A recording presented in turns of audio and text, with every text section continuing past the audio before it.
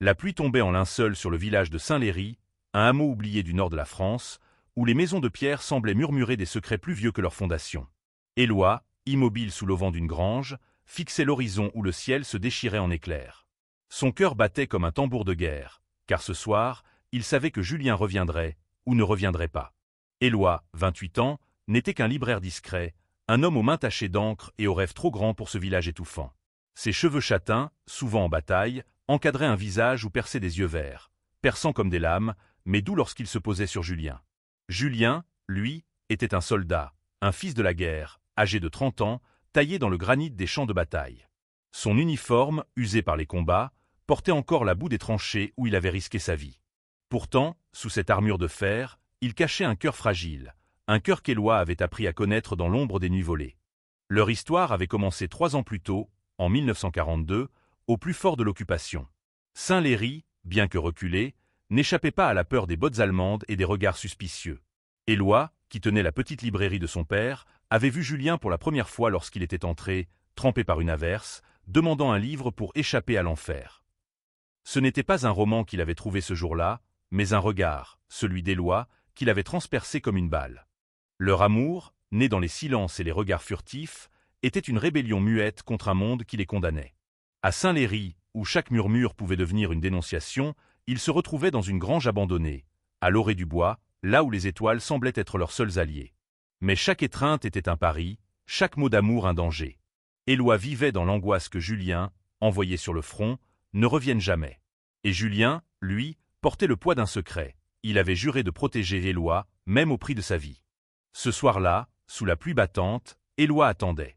Julien avait promis de revenir après une mission clandestine avec la résistance. Les heures s'étiraient, lourdes comme le plomb. Chaque craquement dans la forêt faisait bondir son cœur. Et si Julien avait été capturé? Et si les Allemands avaient découvert leur lien? La peur, comme un poison, s'insinuait dans ses veines. Soudain, une silhouette émergea de l'obscurité. Julien. Son visage était pâle, ses yeux creusés par l'épuisement, mais il était là, vivant. Éloi courut vers lui, oubliant la pluie, oubliant le danger. Leurs mains se trouvèrent, et dans ce contact, il y avait tout, la peur, l'amour, la promesse qu'il se battrait pour un avenir, même s'il semblait impossible. « Tu es revenu, » murmura Éloi, la voix brisée par l'émotion. Julien ne répondit pas. Il serra Éloi contre lui, comme s'il voulait graver cet instant dans sa chair. « Ils savent, Éloi, » dit-il enfin, son souffle chaud contre l'oreille de l'autre. « Ils savent pour nous. » Le monde sembla s'effondrer autour d'eux. Les Allemands, ou peut-être des villageois jaloux, avaient découvert leur secret. La grange, leur refuge, n'était plus sûr. Saint-Léry, avec ses ruelles étroites et ses regards indiscrets, devenait une prison. Pourtant, dans les yeux de Julien, Éloi vit une détermination farouche. « Je ne les laisserai pas te toucher », jura-t-il. Cette nuit-là, ils firent un pacte. Ils fuiraient ensemble, vers le sud, vers la liberté, là où la guerre et les jugements n'auraient plus de prise sur eux. Mais la route serait longue, semée de dangers, et chaque pas les rapprocherait d'un choix. Vivre leur amour au grand jour ou disparaître comme des fantômes. L'aube peignait le ciel de Saint-Léry d'un gris pâle, comme si le monde retenait son souffle. Éloi et Julien, tapis dans la grange, préparaient leur fuite. Chaque bruit, un craquement de branches, un aboiement lointain, était une menace. Ils n'avaient que quelques heures avant que les patrouilles allemandes ne ratissent le village. Éloi rangeait nerveusement un sac de provisions, du pain rassis, une gourde d'eau, et un vieux carnet où il avait noté des poèmes pour Julien. « On ne peut pas tout emporter », murmura-t-il, plus pour se rassurer que pour convaincre Julien. Ce dernier, accroupi près de la porte, vérifiait son revolver, un Mauser qu'il avait pris à un officier ennemi. Ses mains tremblaient légèrement, non pas de peur, mais de la certitude qu'il devrait bientôt l'utiliser. « Si on part maintenant, on peut atteindre la forêt avant midi, » dit Julien, sa voix basse mais ferme. « De là, on suivra la rivière jusqu'à la planque des résistants. Ils nous aideront. » Éloi hocha la tête, mais son cœur pesait lourd. La résistance était leur seul espoir, mais elle était aussi un nid de soupçons. Même parmi les combattants de l'ombre, leur amour pouvait être une arme contre eux. Leur départ fut précipité. Sous un ciel bas, ils traversèrent les champs, évitant les routes où les patrouilles passaient. La boue collait à leurs chaussures, et le vent portait des murmures de trahison. Éloi ne pouvait s'empêcher de regarder Julien, son profil durci par la guerre, mais toujours marqué par cette douceur qu'il réservait à lui seul. « Tu penses qu'on y arrivera » demanda Éloi, brisant le silence. Julien s'arrêta, ses yeux sombres plantés dans les siens. On y arrivera, Éloi. Parce que je ne peux pas imaginer un monde sans toi. Ces mots, simples mais lourds, firent monter des larmes aux yeux d'Éloi. Il n'avait pas le luxe de s'arrêter, pourtant, dans cet instant, ils s'embrassèrent, un baiser rapide mais brûlant, comme un défi au destin. La forêt les engloutit bientôt, un dédale de chênes et de fougères où ils pouvaient se perdre ou se cacher. Mais à peine avaient-ils parcouru quelques kilomètres qu'un cri déchira l'air. Halte! Une patrouille allemande, 3 hommes armés, surgit d'un sentier. Julien poussa Éloi derrière un arbre, son revolver déjà en main. « Reste là, chuchota-t-il, son ton ne laissant place à aucune discussion. Éloi, le cœur battant à tout rompre, obéit, mais ses yeux ne quittaient pas Julien. Le soldat qu'il aimait se tenait droit, prêt à affronter l'ennemi seul. Les Allemands approchaient, leur voix gutturale résonnant dans la brume. Julien tira le premier, un coup précis qui abattit l'un des soldats. Mais les 2 autres ripostèrent, et une balle frôla l'épaule de Julien, arrachant un cri étouffé. Éloi, incapable de rester immobile, bondit hors de sa cachette. « Julien !» hurla-t-il, courant vers lui. Une seconde balle siffla, mais Julien, d'un mouvement vif, poussa Éloi au sol, le protégeant de son corps. Les tirs cessèrent soudain, remplacés par le bruit de pas précipités.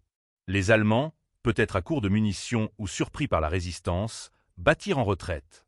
Julien, le souffle court, aida Éloi à se relever. Une tache rouge s'élargissait sur son épaule. « Ce n'est rien, » mentit-il, voyant l'angoisse dans les yeux d'Éloi. Mais ce dernier, les mains tremblantes, déchira un morceau de sa chemise pour panser la blessure. « Tu ne peux pas continuer comme ça, » murmura-t-il, la voix brisée. « Pas sans moi. » Ils reprirent leur route, plus lentement, Julien s'appuyant sur Éloi. La forêt, autrefois un refuge, semblait maintenant un piège. Chaque pas était un combat, chaque regard un serment. Ils savaient que la liberté avait un prix, mais ils étaient prêts à le payer, ensemble. La nuit tombait sur la forêt, enveloppant Éloi et Julien d'un manteau d'obscurité. La blessure de Julien, bien que bandée, le ralentissait, et chaque pas semblait lui coûter un effort surhumain. Éloi, portant le sac et soutenant son compagnon, luttait contre la peur qui menaçait de l'engloutir. Il devait atteindre la planque de la résistance avant l'aube, mais le chemin semblait interminable. « On s'arrête ici, » murmura Julien, s'adossant à un arbre. Sa voix était faible, mais son regard restait vif.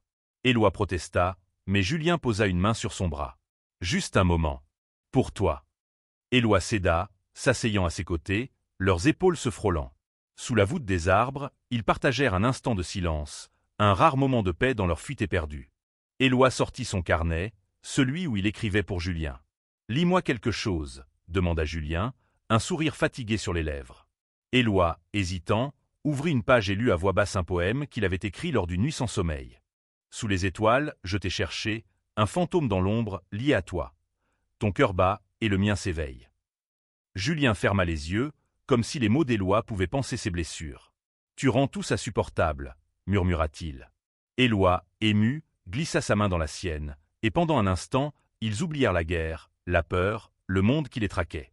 Mais la réalité les rattrapa vite. Un craquement dans les fourrés les fit sursauter. Julien se redressa, son revolver à nouveau en main, mais ce n'était qu'un résistant, un homme nommé Marcel, envoyé pour les guider. Marcel, un gaillard bourru d'une 40aine d'années, les scruta avec méfiance. « Vous êtes en retard, » grogna-t-il, « et blessés, à ce que je vois. » Il les conduisit à une cabane dissimulée sous des branchages, où un petit groupe de résistants les attendait. L'accueil fut froid. Les regards pesaient sur Éloi, un civil sans expérience, et sur Julien, dont la blessure les rendait vulnérables. Une femme, Claire, une infirmière d'une 30aine d'années, s'occupa de Julien, nettoyant sa plaie avec des gestes précis mais dépourvus de chaleur. « Vous avez de la chance d'être en vie, » dit-elle, sans lever les yeux. Éloi sentit une tension dans l'air. Les résistants, bien que dévoués à leur cause, étaient méfiants. Les rumeurs sur leur relation avaient-elles déjà atteint ce refuge? Marcel, en particulier, semblait les observer avec une suspicion à peine voilée. Éloi, mal à l'aise, se rapprocha de Julien, qui lui adressa un regard rassurant. « On est ensemble, » murmura-t-il, comme un rempart contre le monde. Cette nuit-là, dans la cabane, Éloi ne dormit pas. Il veilla sur Julien, dont la fièvre montait. Les résistants discutaient à voix basse, planifiant une opération pour saboter un convoi allemand. Éloi comprit que leur présence compliquait les choses. Ils n'étaient pas seulement des fuyards, ils étaient une menace pour le groupe.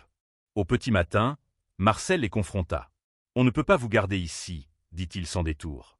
Vous attirez trop d'attention. » Julien, malgré sa faiblesse, se leva, défiant Marcel du regard. « Si vous nous chassez, vous nous condamnez. » La tension monta, et Éloi sentit son cœur se serrer. Leur amour, qui les avait portés jusqu'ici, était aussi ce qui les mettait en danger. Mais Claire, l'infirmière, intervint. « Laissez-les rester, dit-elle, sont-on plus doux. Ils se battent pour la même chose que nous, la liberté. » Ces mots, simples mais puissants, firent taire Marcel. Pour l'instant, ils étaient en sécurité. Mais Éloi savait que leur combat ne faisait que commencer. Les jours suivants dans la planque furent un mélange d'espoir et de tension. Julien se rétablissait lentement, grâce aux soins de Claire, mais chaque regard échangé entre lui et Éloi semblait attiser les soupçons des autres résistants. La cabane, bien que refuge, était un lieu où chaque mot pouvait devenir une arme. Éloi, habitué à la solitude de sa librairie, se sentait comme un intrus dans ce monde de complots et de dangers.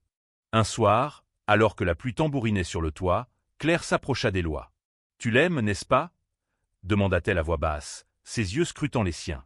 Éloi, pris de court, hésita. Admettre leur amour, même à une alliée, était un risque. Mais il hocha la tête, incapable de mentir.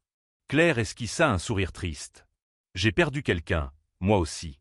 Pas à la guerre, mais à cause de ce que les gens pensent. Garde-le près de toi. » Ces mots, comme un baume, apaisèrent Éloi. Mais la menace extérieure grandissait. Les Allemands intensifiaient leurs recherches dans la région, et des rumeurs circulaient sur un traître parmi les résistants. Marcel, toujours méfiant, accusait ouvertement Julien d'être une faiblesse pour le groupe. Un soldat blessé et un libraire qui n'a jamais tenu une arme, raillait-il lors d'une réunion. « Vous nous mettez tous en danger. » Julien, bien qu'encore faible, se leva, les poings serrés. « J'ai risqué ma vie pour cette cause bien avant toi, Marcel. Et Éloi est plus courageux que tu ne le seras jamais. » La pièce s'emplit d'un silence pesant. Éloi, rougissant sous le compliment, sentit une vague de fierté mêlée d'angoisse. Leur amour, exposé ainsi, devenait une arme à double tranchant. Le lendemain, une mission fut décidée, saboter un pont utilisé par les convois allemands. Julien insista pour y participer, malgré sa blessure. Éloi, terrifié à l'idée de le perdre, tenta de l'en dissuader. « Tu n'es pas en état, » plaida-t-il, les larmes aux yeux. Mais Julien, obstiné, prit son visage entre ses mains. « Si je ne fais rien, on ne sera jamais libre, Éloi. Pas seulement de la guerre, mais de tout ce qui nous enchaîne. » La mission fut un succès, mais à un coût terrible. Un résistant, Paul, fut capturé. Sous la torture, il révéla des informations sur la planque. Lorsque la nouvelle parvint au groupe, la panique s'installa. Ils devaient évacuer immédiatement. Éloi et Julien, toujours sous le regard scrutateur de Marcel, préparèrent leur départ dans l'urgence. Alors qu'ils quittaient la cabane, une embuscade les attendait. Des soldats allemands, alertés par la trahison de Paul, surgirent des bois. Les résistants ripostèrent, mais ils étaient en infériorité numérique. Julien, couvrant Éloi, abattit 2 ennemis avant qu'une balle ne le frôle à nouveau, cette fois à la jambe. Éloi, hurlant son nom, le traîna derrière un rocher, ignorant les tirs qui sifflaient autour d'eux. Dans le chaos, Claire leur cria de fuir par la rivière. Julien, grimaçant de douleur, murmura à Éloi « Va, je te ralentis. » Mais Éloi, les yeux pleins de larmes, secoua la tête. « Sans toi, je suis déjà mort. » Ensemble, ils plongèrent dans les eaux glacées, s'accrochant l'un à l'autre comme à une bouée dans la tempête. La rivière, froide comme la mort, les portait loin de l'embuscade. Éloi et Julien, trempés et épuisés, s'échouèrent sur une berge boueuse, loin des cris et des tirs. Julien, affaibli par sa nouvelle blessure, s'effondra dans les bras d'Éloi. « On ne peut pas s'arrêter, » murmura-t-il, mais sa voix trahissait son épuisement. Éloi, le cœur serré, le soutint jusqu'à une grotte cachée sous des saules. Là, à l'abri des regards, il nettoya la blessure de Julien avec l'eau de la rivière, ses mains tremblant de peur et de froid. « Tu vas t'en sortir, » répétait-il, comme une prière. Julien, les yeux mi-clos, esquissa un sourire. « Avec toi, je peux tout affronter. » Pendant 2 jours, ils restèrent cachés dans la grotte, survivant grâce aux provisions qu'Éloi avait sauvées. Les nuits étaient longues, remplies de chuchotements et de souvenirs. Julien raconta à Éloi son enfance dans un village voisin, ses rêves d'être peintre avant que la guerre ne l'enrôle. Éloi, en retour, lui parla de ses nuits passées à écrire, de son désir de voir un monde où il pourrait s'aimer sans peur. Mais leur répit fut de courte durée. Des bruits de pas résonnèrent un matin, suivis de voix allemandes. Éloi, paniqué, couvrit Julien de branchages, mais ce dernier, malgré sa faiblesse, se redressa. « S'ils me trouvent, ils te chercheront aussi, » dit-il, saisissant son revolver. Éloi, désespéré, tenta de l'arrêter, mais Julien était déjà dehors, prêt à faire diversion. Ce qui suivit fut un cauchemar. Julien affronta les soldats, tirant avec une précision mortelle malgré sa blessure. Éloi, tapi dans l'ombre, regardait, impuissant, son amour défiait la mort.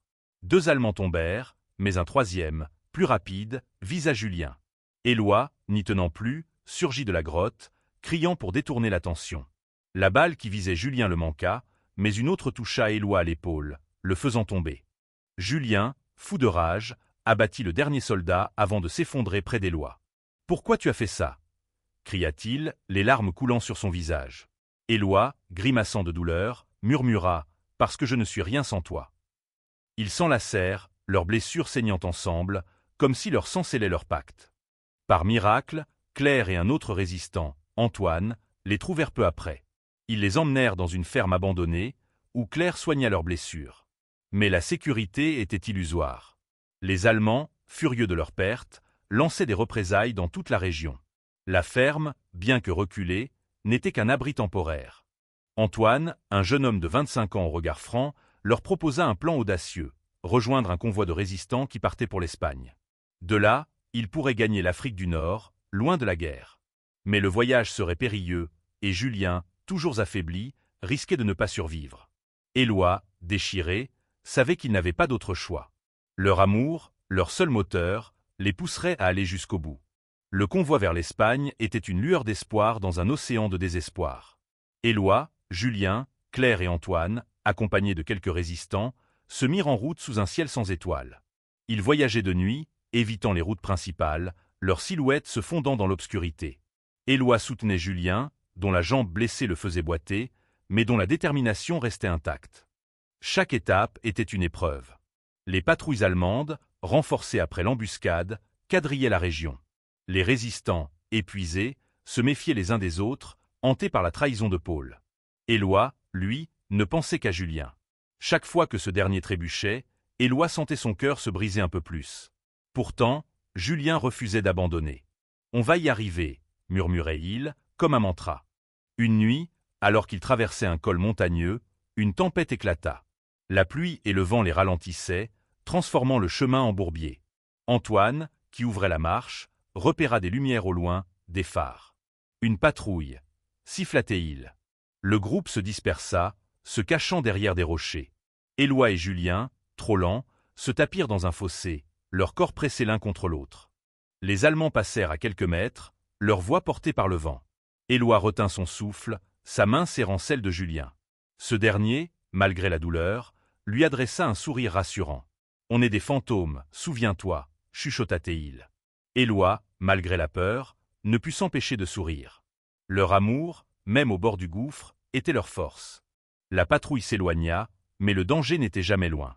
Le lendemain, ils atteignirent une ferme où un passeur devait les guider à travers les Pyrénées. Mais l'homme, un vieillard nommé Louis, les avertit. Les Allemands avaient renforcé la frontière et des collaborateurs locaux traquaient les fuyards. « Vous devez être prêts à tout », dit-il, son regard perçant posé sur Éloi et Julien. Cette nuit-là, dans la grange où ils se reposaient, Éloi et Julien partagèrent un moment volé. Sous une couverture râpeuse, ils s'enlacèrent, leurs souffles mêlés. « Si on ne s'en sort pas, » murmura Éloi, « je veux que tu saches que je n'ai jamais aimé comme je t'aime. » Julien, les yeux brillants, l'embrassa doucement. « On s'en sortira, Éloi. Pour nous. » Mais le destin, cruel, ne leur laissa pas de répit. À l'aube, des cris retentirent. Des collaborateurs, alertés par un traître inconnu, attaquèrent la ferme. Les résistants se battirent avec acharnement, mais ils étaient en sous-nombre. Julien, malgré ses blessures, prit les devants, couvrant la fuite des autres. Éloi, refusant de le laisser, se battit à ses côtés, armé d'un simple couteau. Dans le chaos, Claire fut touchée, s'effondrant avec un cri. Antoine la traîna à l'abri, mais Julien et Éloi, exposés, furent acculés. Julien, voyant un ennemi viser Éloi, s'interposa, prenant une balle dans la poitrine. Il tomba, un cri déchirant s'échappant de ses lèvres. Éloi, hurlant, se précipita vers lui, ignorant le danger. Le sang de Julien tachait la terre, et le monde d'Éloi s'effondrait. Il s'agenouilla près de lui, ses mains pressant la blessure, comme si elles pouvaient retenir la vie qui s'échappait. « Reste avec moi » supplia-t-il, les larmes brouillant sa vision. Julien, le souffle court, murmura « Tu es ma liberté, Éloi. Vis pour nous deux. » Les collaborateurs, repoussés par les derniers résistants, battirent en retraite, mais le mal était fait. Antoine, portant Claire blessée, cria à Éloi de fuir. Mais Éloi, incapable d'abandonner Julien, le souleva, malgré la douleur de sa propre blessure. Ensemble, ils titubèrent jusqu'à un bosquet, où ils s'effondrèrent, à bout de force. Louis, le passeur, les retrouva. Avec l'aide d'Antoine, il les emmena dans une cachette dans les montagnes, un abri creusé dans la roche. Claire, bien que gravement blessée, survécut grâce aux soins de Louis. Mais Julien était dans un état critique. Éloi, veillant sur lui jour et nuit, refusait de perdre espoir. Il lisait ses poèmes à voix haute, comme si les mots pouvaient ramener Julien à lui. Une nuit, alors que Julien semblait reprendre des forces, il saisit la main d'Éloi. « Si je meurs, promets-moi de continuer, » dit-il, sa voix à peine audible. Éloi, secouant la tête, répondit « Tu ne mourras pas. On ira en Espagne, ensemble. » Julien sourit faiblement, mais ses yeux trahissaient une vérité qu'Éloi refusait d'accepter. Le lendemain, Louis annonça que le passage vers l'Espagne était prêt. Mais Julien, trop faible pour marcher, ne pouvait pas faire le voyage. Éloi, déchiré, refusa de partir sans lui. « On a fait un pacte, » dit-il, les larmes aux yeux. Antoine, ému par leur amour, promit de rester avec Julien jusqu'à ce qu'il soit assez fort pour les rejoindre. La séparation fut un déchirement. Éloi, contraint par Louis et Claire, rejoignit le convoi, chaque pas l'éloignant de Julien. Il se sentait comme un fantôme, errant sans âme, son cœur resté auprès de l'homme qu'il aimait. La traversée des Pyrénées fut un calvaire, marqué par le froid, la faim et la peur des patrouilles. Mais Éloi, porté par la promesse de revoir Julien, tint bon. Lorsqu'ils atteignirent l'Espagne, Éloi s'effondra, épuisé mais vivant. Claire, affaiblie mais déterminée, lui jura qu'ils enverraient des secours pour Julien. Éloi, accroché à cet espoir, écrivit dans son carnet « Je t'attendrai, où que tu sois ». Les semaines en Espagne furent une torture pour Éloi. Chaque jour, il attendait des nouvelles de Julien, scrutant l'horizon comme il avait fait à Saint-Léry. Claire, désormais rétablie, l'aidait à s'installer dans un petit village près de la frontière, où des réfugiés trouvaient refuge. Mais Éloi vivait dans l'ombre, un fantôme lié à un soldat qu'il craignait d'avoir perdu. Un matin, alors que l'hiver cédait la place à un printemps timide, un homme apparut au village. Éloi, occupé à lire son carnet, leva les yeux et sentit son cœur s'arrêter. Julien, amaigri, pâle, mais vivant. Il boitait encore, mais ses yeux brillaient de la même flamme qu'à leur première rencontre. Éloi courut vers lui, l'enlaçant avec une force qu'il ne pensait plus avoir. « Tu es là » sanglota-t-il. Julien, riant malgré la douleur, murmura « Je t'avais promis qu'on serait libre. » Antoine, qui avait veillé sur Julien, leur raconta comment il avait survécu, soigné par des résistants dans les montagnes avant d'être escorté jusqu'en Espagne. Leurs retrouvailles furent un miracle, mais le monde n'avait pas changé. Même en Espagne, leur amour restait un secret, une flamme qu'ils devaient protéger. Ils s'installèrent dans une petite maison, loin des regards, où Éloi écrivit des poèmes et Julien, reprenant ses rêves, commença à peindre. Chaque toile, chaque vers, était un hommage à leur combat, à leur amour qui avait défié la guerre et la mort. Un soir, sous un ciel étoilé, Julien prit la main d'Éloi. « On n'est plus des fantômes, » dit-il. Éloi, les larmes aux yeux, répondit « Non, on est vivant. » Leur histoire, marquée par la douleur et la résilience, devint une légende parmi les réfugiés, un témoignage que l'amour, même interdit, pouvait triompher. Leur liberté avait un prix, mais ils l'avaient payé ensemble. Et dans chaque regard, chaque toucher, ils trouvaient la force de continuer, non pas comme des ombres, mais comme des hommes libres, liés par un amour plus fort que la guerre.